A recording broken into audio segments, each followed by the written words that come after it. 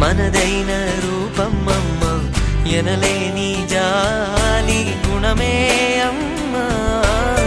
నడిపించే దీపమ్మమ్మ, కరుణించే కోపమ్మమ్మ, వరమిచ్చే తీపి శాపమ్మమ్మ.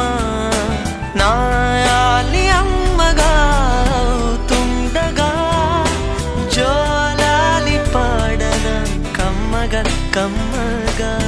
పెదవే పలికిన మాటల్లోనే తీయని మాటే అమ్మ, కదిలే దేవత అమ్మ, కంటికి గలుగమ్మ. తనలో మమతే కలిపి పెడుతుంది ముద్దగా, తన లాలి పాటలోని సరిగమ పంచుతుంది ప్రేమ మధురిమ.